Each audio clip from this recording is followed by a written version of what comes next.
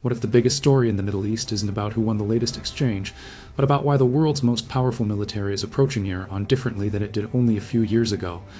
For weeks, headlines have focused on missile strikes, diplomatic negotiations, sanctions, and debates surrounding Iran's nuclear program. Each development has been treated as a separate event, generating its own news cycle before quickly being replaced by another. But if you step back and look beyond the daily headlines, a broader pattern begins to emerge. According to publicly available reports, recent tensions have involved military operations, renewed diplomatic engagement, discussions over nuclear inspections, and continued concerns about security in the Persian Gulf. Yet none of these developments exists in isolation.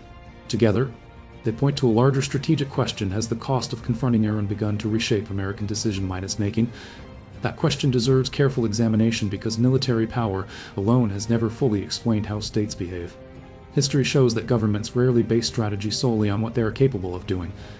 They also consider what the consequences of using that power might be. The United States remains, by every conventional measure, the strongest military actor in the Middle East. Its regional network includes forward-deployed forces, advanced air power, carrier strike groups, intelligence assets, and long-standing security partnerships with Gulf states. No regional military can match those capabilities in a direct conventional conflict. At the same time, Iran has never attempted to compete on those terms. Instead, according to many defense analysts and open-minded source assessments, Iranian military planning has increasingly emphasized asymmetric capabilities: ballistic missiles, drones, naval forces operating in confined waterways, regional partner networks, and dispersed command structures designed to preserve operational continuity during periods of crisis. Whether every reported element of that strategy performs as intended remains open to debate. However, the overall direction has been discussed extensively by military researchers over the past decade. That distinction matters because modern conflicts are rarely decided simply by comparing military inventories. Instead, strategy often revolves around changing an opponent's calculations, rather than asking, can this operation succeed militarily?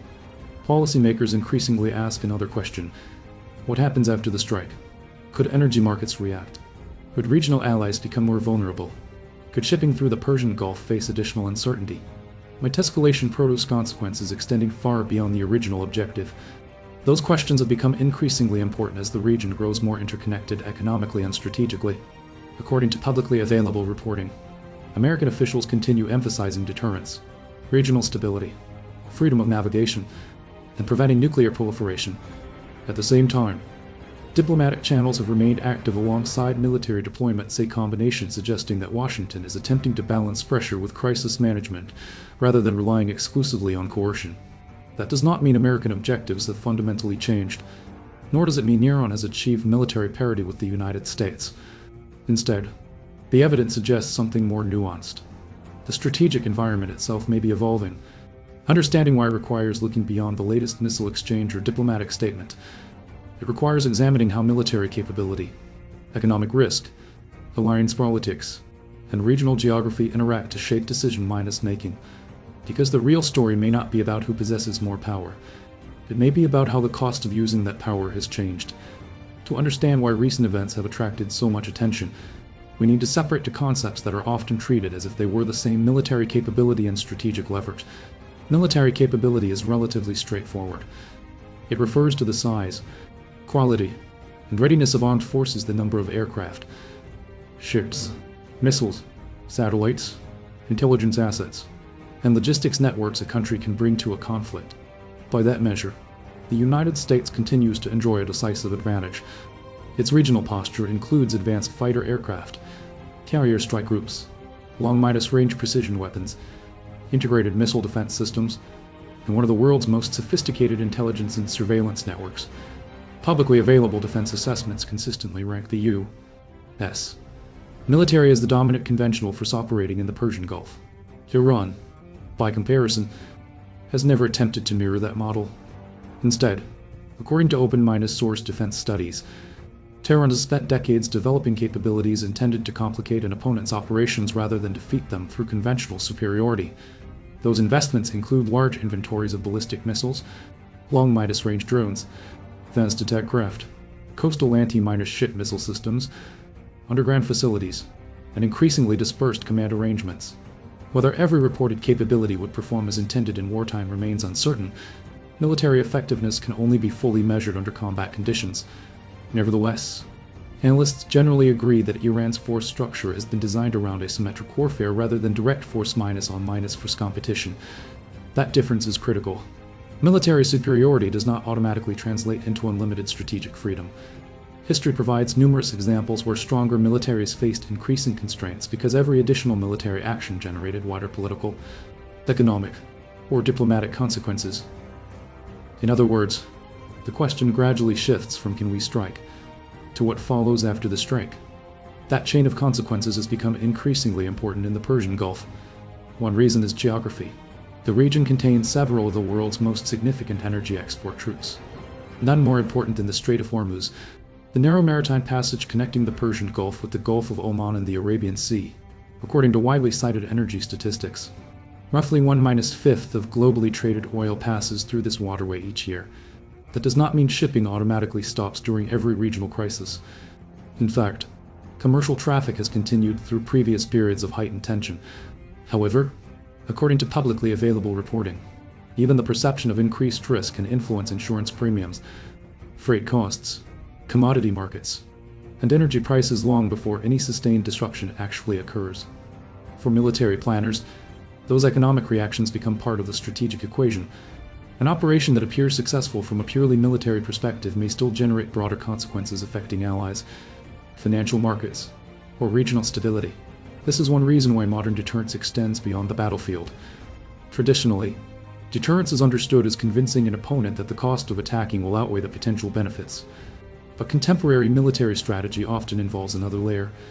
Rather than preventing an attack entirely, the state may seek to make any future escalation progressively more expensive politically, economically, and diplomatically. According to many strategic analysts, this is where Iran has concentrated much of its effort. Instead of attempting to match American air power aircraft for aircraft or naval tonnage ship for ship, Iranian planning has generally emphasized creating multiple sources of uncertainty across different domains simultaneously. These include maritime security, regional partner networks, missile capabilities, drone operations, cyber activities, and the potential economic implications of instability in global energy markets. Whether this approach succeeds in every circumstance is impossible to determine in advance, but its objective is relatively clear: not necessarily to defeat a stronger military, but to complicate the decisions that military must make. That distinction helps explain why diplomacy and military deployments often occur simultaneously.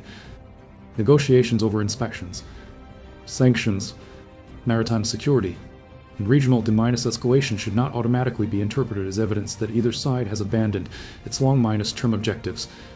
Instead, they may reflect a shared recognition that prolonged escalation carries growing costs for all involved.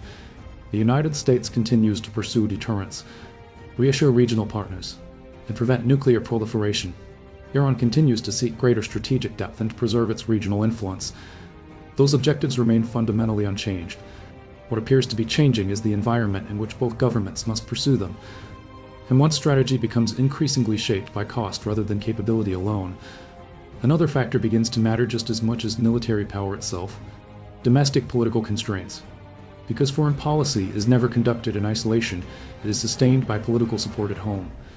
That domestic dimension is where the next stage of this analysis begins. At first glance, the confrontation between the United States and Iran appears to be driven almost entirely by military considerations.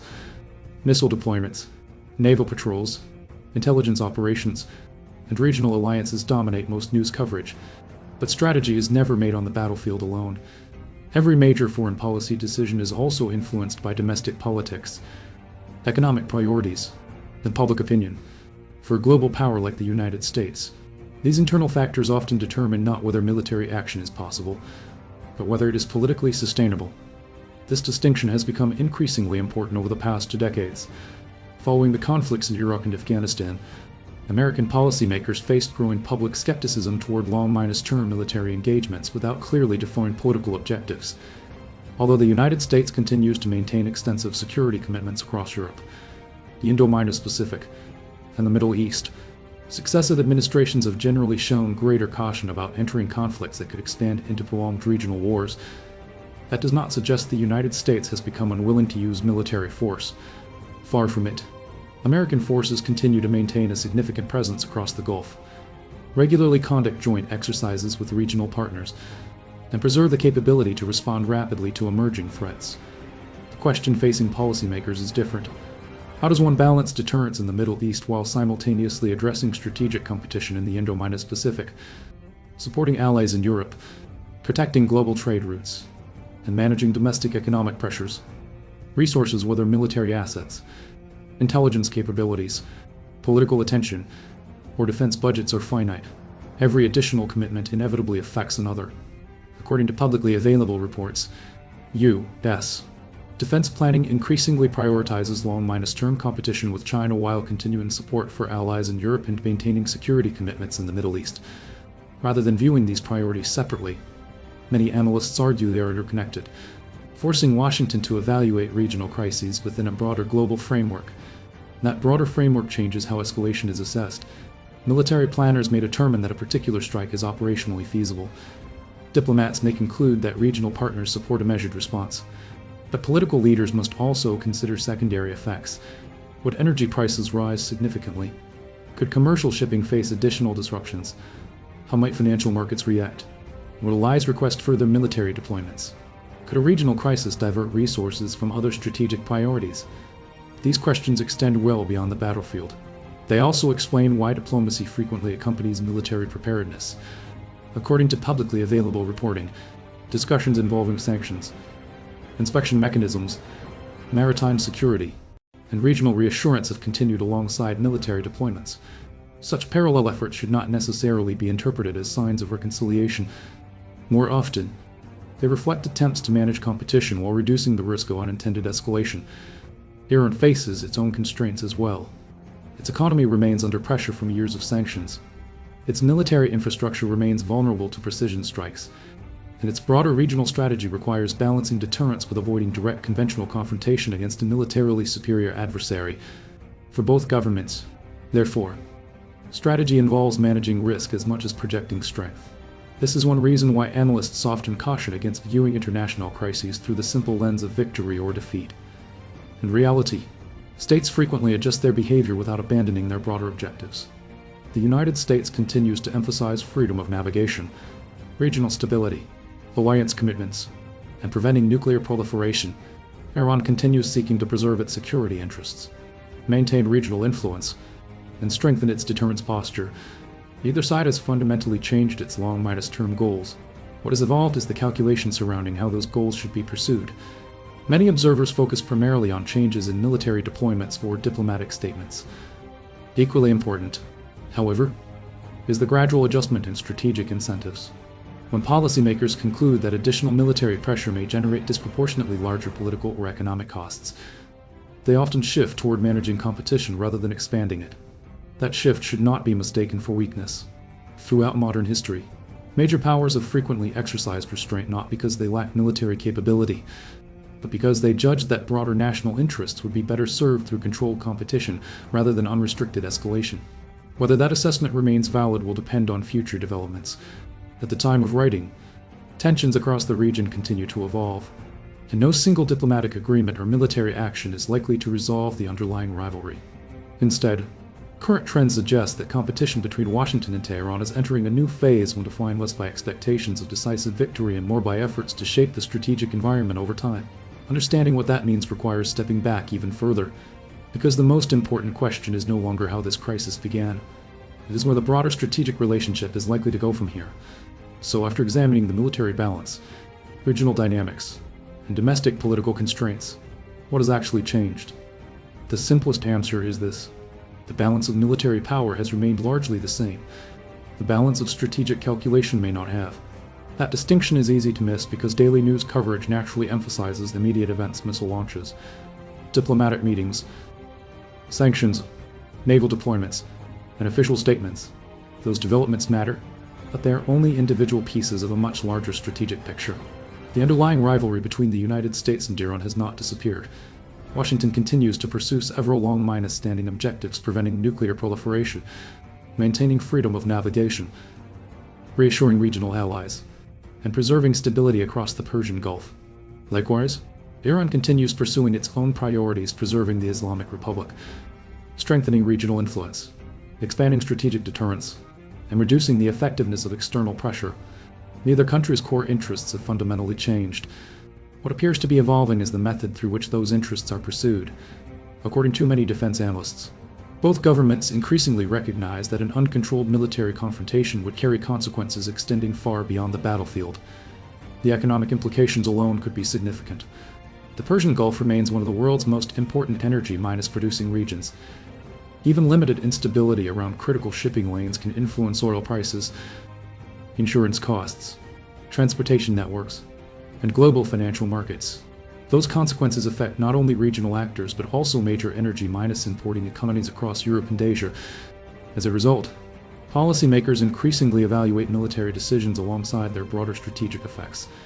Military capability remains essential, but strategic patience, coalition management, diplomatic coordination, and economic resilience have become equally important components of national power. This represents a broader trend visible in many modern conflicts. Great powers increasingly compete through sustained pressure rather than seeking decisive military victories. Competition unfolds simultaneously across military, economic, technological, informational, diplomatic, and financial domains. Success is measured less by territorial gains than by the ability to preserve long-term strategic advantages while avoiding unnecessary escalation. From this perspective, recent U.S. policy appears less like a sudden reversal and more like an adaptation. According to publicly available reports, Washington continues strengthening missile defenses, expanding intelligence cooperation, conducting joint military exercises with regional partners, and maintaining a significant naval presence throughout the Gulf. At the same time, it has also emphasized diplomacy, regional coordination, and crisis management. Those approaches are not contradictory. They reflect an effort to maintain deterrence while reducing the likelihood of a broader regional conflict. Iran's strategy also appears relatively consistent. Rather than attempting to match American conventional military power directly, Tehran continues investing in asymmetric capabilities designed to complicate an opponent's planning. Ballistic missiles, drones, cyber operations, regional partner networks, and maritime pressure all contribute to a strategy focused on increasing uncertainty rather than achieving conventional superiority. Its effectiveness depends on political decisions, regional developments, technological evolution, and the behavior of multiple external actors. Future events could alter today's strategic calculations in ways that are impossible to predict with certainty. That uncertainty is precisely why analysts should avoid presenting speculation as established fact. According to publicly available information available at the time of writing, there is no evidence that either side seeks a full-scale regional war. Instead, current developments suggest continued competition below the threshold of unrestricted conflict. Periods of heightened tension will likely alternate with diplomatic engagement. Military deployments may increase even while negotiations continue. Temporary agreements may reduce immediate risks without resolving the underlying geopolitical rivalry. That pattern is familiar throughout international politics. Competition rarely ends because one side completely defeats the other. More often, both sides continuously adjust their strategies as costs, incentives, technologies, and political realities evolve. Perhaps the most important lesson extends beyond the Middle East itself. Smaller regional powers around the world are carefully studying these developments.